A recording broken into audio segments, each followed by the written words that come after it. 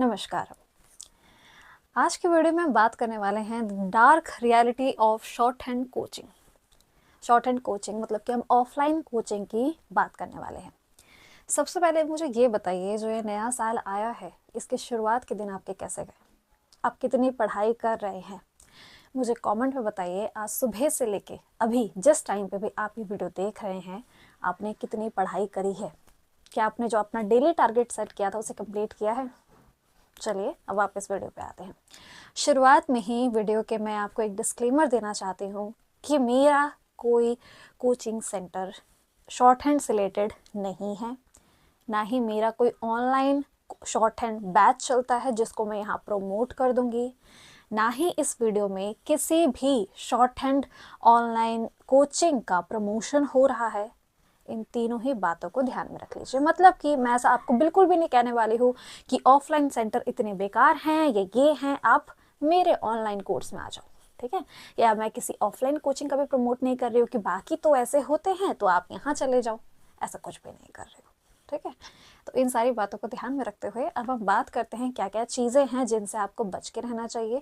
अगर आप जिस कोचिंग सेंटर में हैं, आप जहाँ पे शॉर्ट हैंड सीख रहे हैं, वहाँ पे ये चीज़ें हो रही हैं तो आपको एज अ वार्निंग की तरह से लेना चाहिए और सोचिए कि इस बारे में क्या करना चाहिए। या फिर आप बिल्कुल बिगिनर हैं और किसी कोचिंग को ढूंढ रहे हैं, तो किन किन बातों का आपको ध्यान रखना होगा कि ये चीज़ें वहाँ पर नहीं होनी चाहिए। और अगर आपको ये चीज़ें दिख रही हैं, ठीक है, ये हम कुछ पॉइंट के ऊपर बात करेंगे। इसको ऐसे देख के आपको कुछ नहीं समझ आएगा कि हम क्या बातें करने वाले हैं। मैं आपको बहुत डिटेल में समझाऊंगी क्या क्या चीज़ें होती हैं। ये एक्सपीरियंस जो भी आपको ये चीज़ें बताई जाएंगी, ये मेरी जो भी स्टूडेंट है उन्होंने अपने एक्सपीरियंस शेयर की है, जिनसे मेरी बात होती है, उन्होंने क्या क्या एक्सपीरियंस शेयर की हैं, वो मैं आपको सारी चीज़ें बताने वाली हूँ, ठीक है? शुरुआत करते हैं। सबसे पहली जो चीज़ है जो कि आपको ये कोचिंग इंस्टीट्यूट वाले कहते हैं कि ये कहते हैं कि ये 1 ईयर कोर्स है, ठीक है? पहली चीज़ तो मैं आपको यहाँ पे ये क्लियर कर दूँ कि सारे के सारे ऐसे नहीं होते हैं। अगर आप कोई कोचिंग सेंटर से चला रहे हैं और आप एज अ टीचर मुझे देख रहे हैं कि ये क्या क्या कह रही है, तो देखिए मैं आपकी बात नहीं कर रही हूँ, आप नहीं करते हैं, ये तो बहुत अच्छी बात है कि आप स्टूडेंट के फ्यूचर के बारे में बहुत अच्छा सोच रहे हैं, बट इन चीज़ों का ध्यान आपको ज़रूर रखना होगा। पहली चीज़, 1 ईयर कोर्स। आपके जहाँ पे भी आप जाते हैं पूछने के लिए कितना टाइम लगेगा, क्या सीखने में लगेगा, क्योंकि एज अ बिगिनर हमको ये भी नहीं पता होता शॉर्ट हैंड दिखती कैसी है। अगर हम बिगिनर की तरह सोचे तो हमें ये भी नहीं पता होता कि हमें शॉर्ट हैंड दिखती कैसी है, ये लैंग्वेज क्या है, मतलब ये कीड़े मकोड़े से जो हैं इसको कैसे समझना है। शुरुआत तो ऐसी होती है, तो उनको बुद्धू बनाना बहुत आसान होता है, जिनको ये पता भी नहीं है कि शॉर्ट हैंड दिखती कैसे। उनको बोल दिया जाता है देखो ये इतनी आसान चीज़ नहीं है, आपको देखने में पता चल रहा है कि देखो एक तरफ इंग्लिश लिखी हुई है, इसको एग्जैक्ट इन्होंने शॉर्ट हैंड में लिखा हुआ है। ऐसे करके वो आपको थोड़ा डराने की कोशिश करते हैं और बोलते हैं कि इसको कम से कम सीखने में आपको 1 साल लगेगा। पहली चीज़ मैं आपको ये क्लियर कर दूं, ऐसा बिल्कुल भी नहीं है। शॉर्ट हैंड सीखने में 1 साल नहीं लगता है, इतना ज़्यादा नहीं लगता है। कम से कम तो बिल्कुल भी नहीं मैं कहूँगी कि वो कह रहे 1 साल लगेगा, नहीं तो उससे ज़्यादा लगेगा, ऐसा नहीं है। शॉर्ट हैंड सीखने में अगर आप ढंग से सीख रहे हैं, किसी सही कोचिंग सेंटर से सीख रहे हैं, क्या क्या तरीके से हमें सीखना चाहिए, किन बातों का हमें ध्यान रखना चाहिए जिससे हम जल्दी स्पीड बना सकें, उन चीज़ों को ध्यान रख रहे हैं, तो आप 6 महीने के अंदर अंदर सीख सकते हैं। 6 मंथ मिनिमम, वो 1 साल मिनिमम बिल्कुल गलत है। 6 मंथ जो होते हैं मिनिमम, इसमें आप सीख सकते हैं। एवरेज अगर मैं आपको बताऊँ तो 6 से 8 महीने, 6 से 8 महीने आपको 80 तक की स्पीड, या फिर मैं 80 तक तो हर कोई कर जाता है, ऐसे स्टूडेंट भी है जो फिर 8 महीने में या 9 महीने में भी 100 वर्ड पर मिनट की स्पीड जो है वो पकड़ लेते हैं। तो इस चीज़ का ध्यान रखें कि 1 ईयर कोर्स नहीं है। वो ऐसा इसीलिए कहते हैं ताकि आप उनके पास जाएं और वो 1 साल की फ़ीस भरें। और जो टीचर ऐसे होते हैं ना जो कहते हैं कि 1 साल की फ़ीस है, तो आप अगर जाते हैं तो 2 फ़ी सिस्टम होते हैं। आप ऑफलाइन में अगर जाते हैं, एक होता है कि आपका एक ही बारी में पूरा चार्ज ले लिया जाता है, जो कि आपका कितने टाइम तक, तो वो कहते हैं देखो इतना 1000 रुपये आपको देना होगा। हर जगह के हिसाब से वेरी करता है। मैं जो फेमस जगह है जहाँ पे हम मुखर्जी नगर की बात करते हैं, दिल्ली की बात करते हैं, मैं वहाँ से जो मेरे स्टूडेंट की बात हुई थी मैं उनके हिसाब से बताती हूँ। आपको 15 से 20 हज़ार रुपये बोला जाता है कि इतना आपको देना होगा, इतना आप दे दीजिए, जितने मंथ में भी होगा हम उसको करवा देंगे, ठीक है? तो वो इस वजह से आपको कहते हैं कि देखो इतनी फ़ीस तो आपको देनी होगी, उसके ये मत सोचिए कि फीस सिर्फ 2-3 महीने की है, नहीं, ये फीस तो हम पूरे साल की ले रहे हैं, तो पूरे साल के हिसाब से सोचोगे तो ये तो बहुत कम फीस लगेगी आपको, ऐसा करके वो बोलते हैं।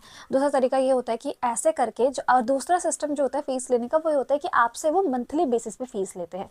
तो जो मंथली बेसिस पे फीस लेते हैं वो बच्चों के दिमाग में पहले से ही डाल देते हैं कि आपको पूरे 1 साल की ही फीस देनी है, ताकि वो ज़्यादा से ज़्यादा फीस आपसे ले सके। हर कोई ऐसा कर रहा है, ऐसा बिल्कुल भी नहीं कह रही हूँ, बट इन बातों का ज़रूर ध्यान रखें कि वो एक टीचर से पहले एक बिजनेस मॉडल है, और वो बिजनेस मॉडल जो है वो आपसे पैसे कमाना चाहते हैं। तो अगर वो एज अ टीचर आपको देख रहे हैं कि आप किस तरीके से अपना सीखने वाले हैं कितने टाइम में, तो वो आपको ये मिस इन्फॉर्मेशन नहीं देंगे। So second point is you can't learn short hand online. अगर आप ये सोचते हैं ना, तो उनसे आप ये सुनने को मिलेगा कि आप ऑनलाइन शॉर्ट हैंड तो बिल्कुल भी नहीं सीखते हैं, ऐसा कुछ होता ही नहीं है, ये सिर्फ तो बातें वो सब करने की है। और अगर मैं ये बात कहूँ तो ये बात पूरी तरीके से भी गलत नहीं है, ये तो बिल्कुल सच है कि ऑफलाइन में जो आप शॉर्ट हैंड सीखेंगे वो आपको ज़्यादा आसानी से सीखने में आती है, आप उसे जल्दी सीख पाते हैं ऑनलाइन के कंपैरिजन में, है ना। तो ये चीज़ तो आपको पहले से ही पता है कि ऑफलाइन जो आप सीखेंगे वो बहुत अच्छा सीखेंगे, बट ऐसा बिल्कुल भी नहीं है कि जो ऑनलाइन शॉर्ट हैंड सीख रहा है वो नहीं सीख सकता है, ऐसा बिल्कुल भी नहीं है। और अगर आप किसी जगह पे जा रहे हैं, आप उनसे बात का डिस्कस करते हैं और वो आपसे ये बातें कह रहे हैं, बिल्कुल गलत है, ऐसा बिल्कुल भी नहीं होता है। आप ऑनलाइन भी शॉर्ट हैंड सीख सकते हैं, बस आप कुछ चीज़ों का ध्यान रख रहे हैं, आप एक सही से प्रोसीजर फॉलो कर रहे हैं, क्लास आप देख रहे हैं तो उसके बाद खुद से आप टेस्ट ले रहे हैं, आप डिक्टेशन सॉल्व करने की कोशिश कर रहे हैं, डिक्टेशन दे रहे हैं और खुद से चेक भी कर रहे हैं, इन सब बातों का ध्यान रखेंगे तो आप ज़रूर ऑनलाइन भी सीख सकते हैं। और अगर और ज़्यादा आपको जानना है कि ऑनलाइन और ऑफलाइन में क्या डिफरेंस होता है सीखने में, तो यहाँ पे मैं आई बटन पे एक वीडियो लगा दूँगी, आप उससे समझ सकते हैं, ठीक है। तो इस चीज़ का ध्यान रखिए, ऐसा कुछ भी नहीं है कि आप ऑनलाइन शॉर्ट हैंड नहीं सीखते हैं, आप बिल्कुल सीख सकते हैं। ये आपके ऊपर निर्भर करता है कि आप कितना ज़्यादा सिंसियर हैं अपनी तरफ, और आप चीज़ों को बस ऐसा ना सोच रहे हो कि अभी तो लिख लेता हूँ बाद में प्रैक्टिस कर लूँगा।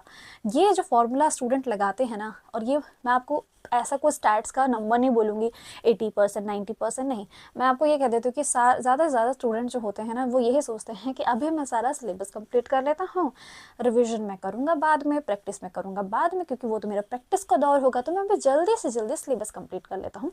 मतलब हड़बड़ी में ज़्यादा रहते हैं कि बाद में सीख लूँगा, ऐसा नहीं करिए। जहाँ पे चैप्टर ख़त्म होता है, अगर आप इंग्लिश में सीख रहे हैं तो सबसे पहले आपके कॉन्सोनेंट होंगे, आपको पी बी, आपको टी बी, ऐसा करके सिखाया जाएगा ना, तो उनको हाथों हाथ याद कीजिए। उसके बाद आप वॉवल सीखते हैं, वॉवल में भी आप दोनों वॉवल जो होते हैं हमारे, दोनों को ही आपको याद करना होगा। उसको याद कीजिए, उसके बाद खुद का टेस्ट लीजिए, यही तो एक तरीका होगा। तो आप ऑफलाइन या ऑनलाइन जैसे भी करेंगे, आपको प्रैक्टिस साथ साथ करनी होगी, इस चीज़ का ध्यान रखिएगा, ठीक है। You can't practice dictation until you complete the book. अगर कोई टीचर आपसे ये कह रहा है ना कि जब तक पूरी बुक कंप्लीट नहीं कर देते, हर कोई टीचर अलग अलग बुक से पढ़ा रहे होते हैं, तो अगर आप वो बुक कंप्लीट नहीं कर लेते, आपकी कोई डिक्टेशन नहीं होने वाली है। मुझसे बातें मत करना कि डिक्टेशन कब होने वाली है, ऐसा नहीं होता है।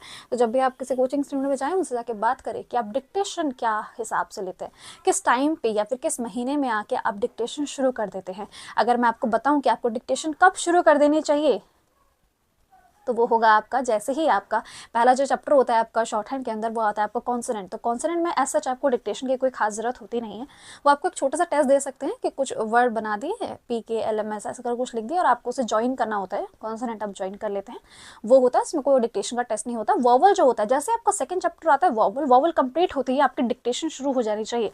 अगर आप मुझसे कहे कि कम से कम कितने दिन में डिक्टेशन शुरू हो जानी चाहिए, 15 दिन के अंदर। 15 दिन में ज़्यादा कह रही हूँ, 7 से 8 दिन में। कॉन्सोनेंट खत्म करने में 1 दिन या 2 दिन, डिपेंड, 2 दिन से ज़्यादा नहीं लगता है। वोवल खत्म करने में स्टूडेंट के ऊपर होता है वो कितनी जल्दी प्रैक्टिस कर रहा है, बट अगर मैं आपको बताऊँ कि अप्रॉक्स ले लेते तो 1 हफ्ते तक लोग स्टूडेंट ले जाते हैं।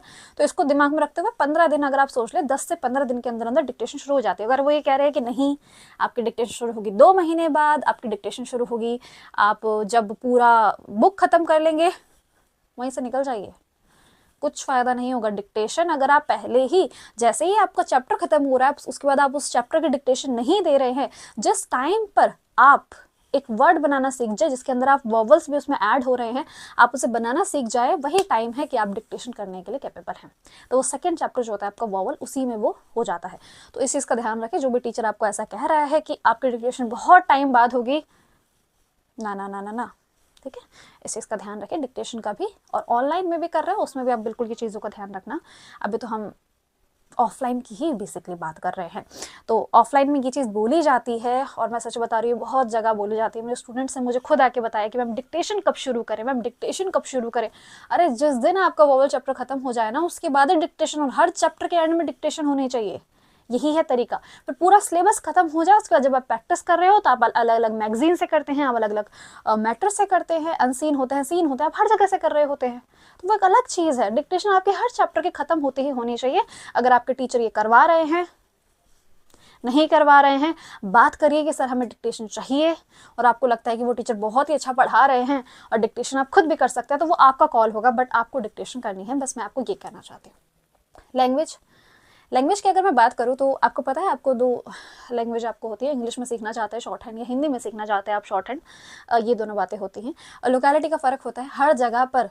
जैसे अगर मैं दिल्ली जैसे शहर की बात करूं, या फिर अलग अलग जो फेमस आपके वाई सिटी, XYZ सिटी की अगर मैं बात करूं, तो वहाँ पे जो एक्स सिटी होती हैं सारी के सारी अच्छे, मतलब शहर अच्छे जैसे बन रखे हैं, उनमें आपको दोनों ही तरह के इंग्लिश और हिंदी दोनों में ही आपको सीखने को देखने को मिल जाता है।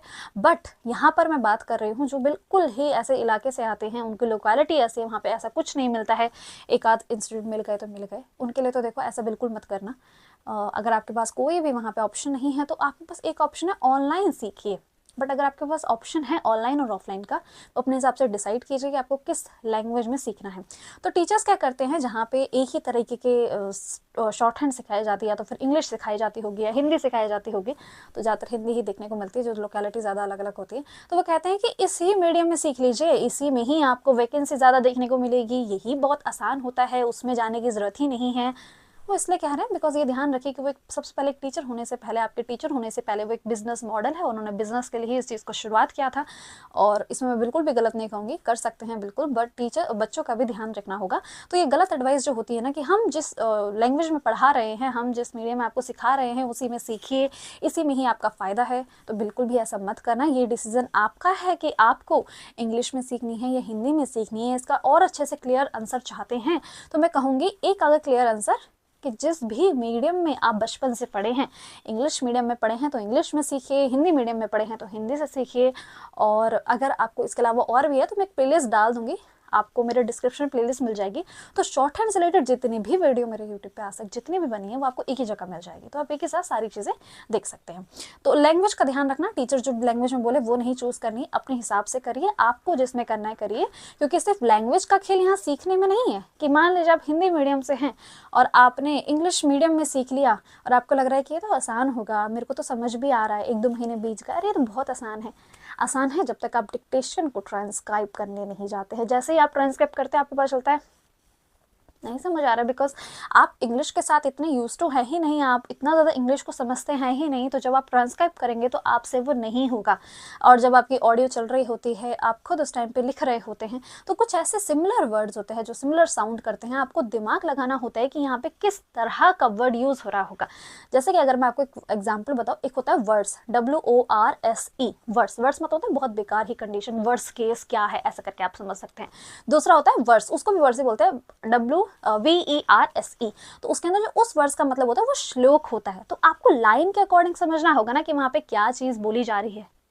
शॉर्ट हैंड लिखते टाइम तो ऐसा कुछ नहीं होगा, जब बट ट्रांसक्राइब जिस टाइम करेंगे तब तो स्पेलिंग का ध्यान रखना होगा कि स्पेलिंग क्या लिख रहे हो, टाइपिंग करते टाइम तो ध्यान रखोगे। तो ऐसे जो केस होते हैं यहाँ पे आपकी भाषा की पकड़ बहुत इंपॉर्टेंट होती है। तो टीचर के कहने से ऐसा कुछ भी मत चूज़ करना, अपने हिसाब से चूज़ करिए आपको किस लैंग्वेज में सीखना है। ये ऐसा नहीं है कि किसी में भी सीख सकते हैं, ऐसा नहीं है, अपनी मीडियम के हिसाब से चूज़ करिए और इस चीज़ से बचिए।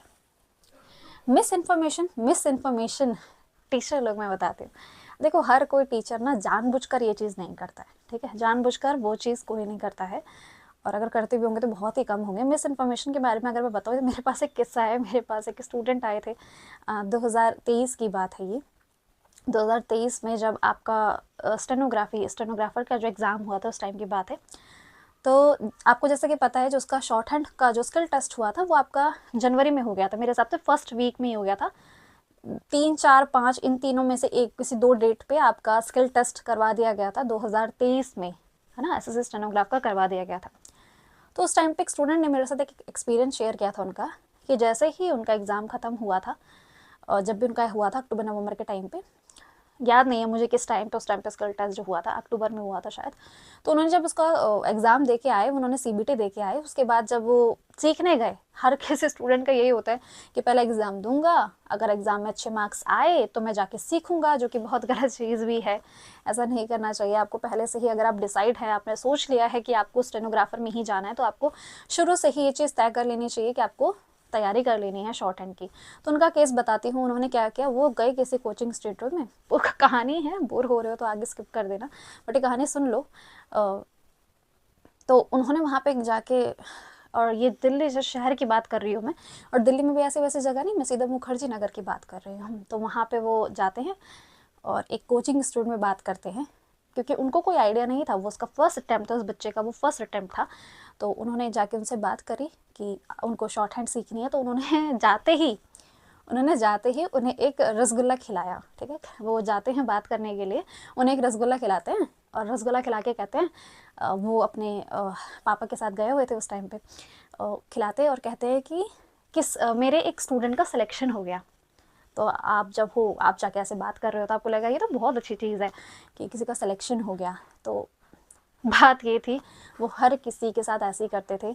हर कोई जब न्यू उनके पास स्टूडेंट आ रहा है सीखने के लिए, तो उनको वो हर किसी को वहाँ पे एक डब्बा पड़ा ही रहता था, जो कि उनको वो हर किसी को खिलाया करते थे। तो उस टाइम पे उस स्टूडेंट ने, जिन्होंने मुझे कहानी बताई है कि उनके साथ ये हुआ है, रियल इंसिडेंट जो, उन्होंने पूछ लिया कि किस एग्ज़ाम का। तो गेस व्हाट, उनको ये नहीं पता था कि उनका जो स्टूडेंट है वो किस एग्ज़ाम में सेलेक्ट हुआ है। तो एक छोटी सी ये कहानी है। उसके आगे बात बढ़ती है कि उन्होंने पूछा कि अभी तो हम नवंबर के महीने में हैं, और आपको क्या लगता है स्किल टेस्ट कब तक हो जाएगा, इतने दिनों में मैं सीख लूँगा क्या, है ना। उन्होंने ऐसे कहा कि इतने दिनों में मैं सीख लूँगा क्या स्किल टेस्ट के लिए, या शॉर्ट हैंड जो होगी मैं उसको सीख लूँगा क्या। तो उन्होंने क्या कहा कि जो 2023 का स्किल टेस्ट होगा ना, वो मार्च अप्रैल में होगा, उससे पहले नहीं होने वाला। हाँ हाँ, बिल्कुल सही सुना आपने। और उसका जो स्किल टेस्ट था वो जनवरी में हो गया था, जनवरी के फर्स्ट वीक में ही कंडक्ट करवा दिया गया था। बस उन टीचर ने मिस इन्फॉर्मेशन क्या दे दी, मार्च अप्रैल में होगा। क्योंकि अगर वो खुद कह देते जनवरी में होगा तो 2 महीने में तो बिल्कुल भी नहीं सीखा जा सकता था, बिल्कुल भी नहीं सीखा जाता। क्या पता उनको नहीं ही पता था, मैं उनके बारे में ये नहीं कह सकती कि उनको पता था कि नहीं पता था। तो उन्होंने फ़ीस वगैरह जो चार्ज करी वो पूरे टाइम की चार्ज कर ली, मतलब एक ही बार में फ़ीस उनसे ले ली गई, और वो स्टूडेंट चला भी गया। क्योंकि इंप्रेशन जो बनाया ना रसगुल्ला खिला के, वो जो इंप्रेशन बना था कि सिलेक्शन हो गया, तो आपको तो लगेगा यार हम गए हैं और अभी किसी का सिलेक्शन हुआ है। तो उसने पूछा यार अभी तो कोई रिजल्ट वगैरह भी नहीं आया है, किसका रिजल्ट आया है, कौन सा स्टेनोग्राफर एग्जाम का रिजल्ट आया। तो उसके मन में क्यूरियोसिटी थी जानने की कि अभी तो स्टेनो का एग्जाम हुआ ही है, रिजल्ट कौन से वाले से हो गया। तो उन्होंने पूछा, उन्होंने क्या बात वो टाल वाल के उन्होंने बात पलट दी। और फिर वो स्टूडेंट जो होप में वहाँ पे गया था कि उसको मार्च अप्रैल में ही स्किल होगा, उसका जो टाइम पे स्किल जो आता है वो जनवरी में आ जाता है, और जनवरी के जब वो स्किल खत्म हो जाता है उसके बाद वो मेरे को मेल के थ्रू कांटेक्ट करता है, बिकॉज उनको सीबीटी के लिए प्रिपेयर जो किया था वो मैंने ही किया था। तो मुझे कांटेक्ट करते हैं वो, और फिर मुझे इंसिडेंट बताते हैं। अब मैं किसको दोष दूँ या किसको क्या कहूँ, वो स्टूडेंट को भी सेल्फ अवेयर होना चाहिए था। उन्हें ऐसी जो इन्फॉर्मेशन होती है ना, जो आपकी सिर्फ और सिर्फ आप जो शॉर्ट हैंड सीखने जा रहे हैं, आप सिर्फ शॉर्ट हैंड के लिए जा रहे हैं, बाकी किसी भी इन्फॉर्मेशन के ऊपर विश्वास मत करिए, ठीक है। वो आपको बुक सजेस्ट कर रहे हैं, वो कर रहे हैं, बहुत अच्छी बात है, बट उसके ऊपर रिसर्च करिए क्या वो सही बुक है या नहीं। ब्लाइंडली किसी के ऊपर भी ट्रस्ट मत कीजिए, क्योंकि पहले वो एक बिजनेस मॉडल है, उसके बाद वो आपके टीचर है, इस चीज़ का ध्यान रखिए। तो उस टाइम पे मुझे वो इंसिडेंट याद आया था, इस वजह से मैंने सोचा कि मेरे को यहाँ पे भी ऐड करना चाहिए कि टीचर अगर आपको बता रहे हैं कि आपको यहाँ से बुक लेनी चाहिए, इंग्लिश क्लब प्रिपेयर कर रहे हो, ये कर रहे हो, नहीं, उन चीज़ों में मत जाओ। यूट्यूब पे बहुत से टीचर हैं, उनसे बात करिए जो ऑलरेडी सेलेक्टेड हैं, जो उनको ज़्यादा एक्सपीरियंस है, वो ज़्यादा बता सकता है, उनसे कोशिश करिए आप जानने की। और आप सिर्फ वहाँ शॉर्ट हैंड सीखने जा रहे हैं तो शॉर्ट हैंड से रिलेटेड इन्फॉर्मेशन ही लीजिए, उसके अलावा कोई इन्फॉर्मेशन मत लीजिए। गुड, इस चीज़ का हमेशा ध्यान रखिए, मिस इन्फॉर्मेशन का। आप ऐसे छोटी मोटी गलतियाँ कर सकते हैं और आपको रिग्रेट होगा, फिर आप उन टीचर को दोष दोगे कि उन्होंने ये कर दिया, उन्होंने ये कर दिया। मैं ये नहीं कह रही हूँ कि उनका जो केस था, ना ही ऐसा भी नहीं हुआ कि वो जो स्टूडेंट था उसने ये कंप्लेन की कि टीचर अच्छा नहीं पढ़ा रहे थे। टीचर अच्छा पढ़ा रहे थे, बट क्या सिनेरियो ने उन्होंने क्या सोच के ये बात बोली थी, क्या पैसे लेने का तरीका था, या उनको सच में ही नहीं पता था कि स्किल कब होता है, क्या होता है। क्योंकि उन्होंने मेरे साथ एक और इंसिडेंट शेयर किया था कि मैम उनको ये नहीं पता है कि ऐसे स्टेनोग्राफर के अंदर मैथ्स नहीं आती है। तो इस चीज़ से आप समझ सकते हैं कि आप सिर्फ वहाँ शॉर्ट हैंड सीखने जा रहे हो, उसका ध्यान रखिए। बाकी सीबीटी से रिलेटेड बुक क्या लेनी है, ये सबसे रिलेटेड आप उनके ऊपर रिलाय मत कीजिए, ठीक है। Last, lack of personal attention. Lack of personal attention मैं इसलिए समझा रही हूँ, देखो एक तो होता है बैचेस के हिसाब से, वो आपका पूरा कोचिंग जो चलती है वो बैच के हिसाब से चलती है। कहीं कहीं जगह पे ऐसे चलती है कि आज से 1 तारीख से बैच शुरू हो रहा है, सारे के सारे बच्चे एक साथ बैठ के एक ही चीज़ पढ़ने वाले हैं, ठीक है। तो उसमें क्या होता है, जो कि बहुत अच्छे पढ़ने वाले बच्चे होते हैं, जिनको अच्छे से ग्रैप कर पाते हैं, हर किसी का समझने का तरीका जो होता है वो काफ़ी अलग होता है। कोई जल्दी समझ लेता है, कोई लेट समझ लेता है, किसी को समझने में ज़्यादा टाइम लगता है पर वो लॉन्ग टर्म के लिए समझता है, किसी को समझने में बहुत ही कम टाइम लगता है पर वो थोड़े दिनों में भूल जाता है। हर किसी का अलग अलग तरीका होता है चीज़ों को याद करने का, हर किसी के अलग अलग दिमाग में अलग तरीके से न्यूरॉन काम करते हैं, जिसकी वजह से वो अलग तरीके से याद करते हैं। तो हर स्टूडेंट का अलग अलग होता है। तो जो स्टूडेंट पढ़ने में बहुत अच्छे होते हैं, टीचर उनको तो बहुत अच्छा पर्सनल अटेंशन दे देते हैं, क्योंकि उनको तो उन्हीं से रिजल्ट मिलने वाला है। और जो पीछे रह जाते हैं बच्चे, जो वीक रह जाते हैं, वो पीछे पीछे पीछे ही हो जाते हैं। तो एक तो ये मॉडल होता है जिसके अंदर पर्सनल अटेंशन जो होता है स्टूडेंट को वो नहीं मिल पाता है, फीस सेम ले जाती है पर बच्चा लैग कर रहा है। दूसरी चीज़ यहाँ पे एक होता है जिसमें आप कभी भी किसी भी टाइम आप किसी भी कोचिंग में एंटर हो सकते हो और आप खुद से अकेले इंडिविजुअल पढ़ोगे। क्लासेस में जो भी बच्चे हैं वो अलग अलग चैप्टर कर रहे होंगे, अलग अलग, मतलब सबको इंडिविजुअल पढ़ाया जाएगा। तो अपने पास जाएंगे, आप अपना काम दिखाएंगे और उनका आपको काम चेक किया जाएगा, आपको आगे चीज़ पढ़ाई जाएगी। मतलब पूरे होल क्लास को सेम चीज़ नहीं पढ़ाई जाएगी, जब भी आप ऐड होंगे उस बैच में आपको वो चीज़ें सिखाई जाएंगी। वहाँ पे ये चीज़ होती है कि अगर आपको ऐसा है कि वो कोचिंग स्टूडेंट जब वो भरे ही जा रहा है, टीचर्स को कह रही हूँ मैं, स्टूडेंट्स को भरे ही जा रहे हैं, बस पूरी भीड़ जम गई है। देखो जब पूरा बैच है, अगर आप पूरे बैच में पढ़ रहे हो तब भी स्टूडेंट ज़्यादा होंगे तो वो आपके लिए वो गलत है। गलत इसलिए क्योंकि आप वीक स्टूडेंट जो हैं, आप ज़्यादा एंजाइटी में हो जाते हो, आपको ज़्यादा अटेंशन नहीं दिया जाता है। हर एक स्टूडेंट का डाउट होता है शॉर्ट हैंड में अंदर कि ये वर्ड ऐसा क्यों लिखा गया है, डॉट यहीं क्यों लगा है, ये डॉट लाइट क्यों लगा है, ये शब्द तो ऐसा जा रहा है, ये ऐसा कैसे हो गया। तो ये डाउट जो होते हैं ये आपको आपका टीचर समझा सकता है, क्योंकि आपके साथ के बच्चे आपके साथ ही पढ़ने आए हैं। थोड़ा बहुत उनको ज़्यादा आता भी होगा बट क्या पता वो गलत भी बता दे, तो टीचर बता सकता है। तो ज़्यादा अगर स्टूडेंट हो जाएंगे तब भी गलती है, और अगर आप इंडिविजुअल तरीके से पढ़ रहे हैं, आप इंडिविजुअल तरीके से पढ़ रहे हैं तब भी ज़्यादा हो जाएंगे तो और दिक्कत है। क्योंकि 1 घंटे की क्लास होती है यूजुअली आपकी, 1 घंटे ज़्यादा वो नहीं करते हैं, और 1 घंटे की क्लास के अंदर आपको हर एक बच्चे को उठ के जाना है, अपनी कॉपी दिखानी है, अपना काम समझना है और फिर जाके बैठना है। तो अगर इतने सारे बच्चे हो जाएंगे तो वो टीचर के ऊपर बर्डन होगा कि मुझे 1 घंटे के अंदर अंदर ये जो 15-20 बच्चे या फिर उससे भी ज़्यादा अगर किसी ने रख लिए हैं तो उन सबको मुझे देखना है। तो गिनती करिए कि आपको कितने मिनट मिलने वाले हैं, कितने मिनट मिलने वाले हैं। अगर आपके 60 मिनट ही हो रहे हैं और 20 से 25 लोग आ रहे हैं तो आपके खाते में तो 3 मिनट भी नहीं आ रहे, है ना। और कभी कभी इससे ज़्यादा भी स्टूडेंट हो जाते हैं, भरे ही जा रहे हैं। तो लैक ऑफ पर्सनल अटेंशन बहुत ज़्यादा होता है, क्योंकि अगर आपने जो भी चीज़, अगर टीचर आपको बहुत अच्छे से सिखा रहा है, अगर आपको टीचर बहुत अच्छे से सिखा रहा है, आप जो लिख के ले जा रहे हैं, अगर वो आपको चेक नहीं कर रहा है, अगर आपकी जब बेस होती है ना, जब आपका फाउंडेशन होता है, अगर आप फाउंडेशन में कुछ गलत स्ट्रोक याद कर लेते हैं तो आपकी जब जब बिल्डिंग बनती रहेगी ना, आपकी जब आगे आगे चलते रहेंगे आप वो स्ट्रोक को गलत ही लिखते जाएंगे। अगर टीचर आपको आगे जाके करेक्ट कर भी देगा ना, बेटा तो ये स्ट्रोक क्या बना रहा है, ये स्ट्रोक तो बिल्कुल गलत है, ये लाइट कैसे हो रहा है, ये इतना टिल्ट कैसे हो रहा है, 30 डिग्री पे लेके जा, 60 पे लेके जा, ऐसे करके अगर बताएंगे तो फ्यूचर में जितनी बार भी आप उस स्ट्रोक को लिखने जाएंगे ना, आपको वही सेम गलती देखने को मिलेगी। क्योंकि जब आप फाउंडेशन में पहली बार जो चीज़ याद रखते हो वो आपको बार बार रिपीट करती है। जैसे कि मैं एक इंसिडेंट बताऊँ, जैसे मेरे कोई कोचिंग में बच्चे आते हैं, उनमें से अगर किसी का बच्चे का नाम मैंने गलत सुन लिया है, पहली बारी में मैंने किसी का नाम गलत सुन लिया है, जैसे 1-2 बच्ची आई थी, सुनीता और शिवानी, मैंने दोनों का नाम उल्टा उल्टा सुन लिया, तो हमेशा 1-2 सालों तक भी जो वो मेरे पास रहे हैं मैं उनका नाम उल्टा उल्टा ही ले पा रही थी। क्योंकि मैंने जब स्टार्टिंग डे पे था मैंने उनके स्टार्टिंग डे को उस नाम से याद रख लिया, मैंने उनका नंबर उस नाम से सेव कर लिया, ऐसे तरीके से हुआ था। तो वही सेम चीज़ जब आपका फाउंडेशन शुरुआत में जो आप चीज़ याद रखोगे वो आगे भी होगी। तो आपको करेक्ट करने वाला कोई होना चाहिए, आपकी गलतियों को देखने वाला होना चाहिए। जब उनके पास 2 से 3 मिनट होंगे, आपको काम चेक भी करना है, आपके प्रैक्टिस को भी देखना है, आपका छोटा सा टेस्ट भी लेना है, उसी टेस्ट में आपको आगे का नया चैप्टर भी बताना है। तो समझे आपको कितना टाइम मिलने वाला है। तो अगर आपके टीचर जहाँ पे भी आप पढ़ रहे हैं वहाँ पे स्टूडेंट कम है, टीचर पर्सनल अटेंशन दे रहे हैं, समझाने का तरीका उनका अच्छा है, वो हड़बड़ी नहीं दिखा रहे हैं हर चीज़ में, तो बहुत अच्छी जगह पर हैं।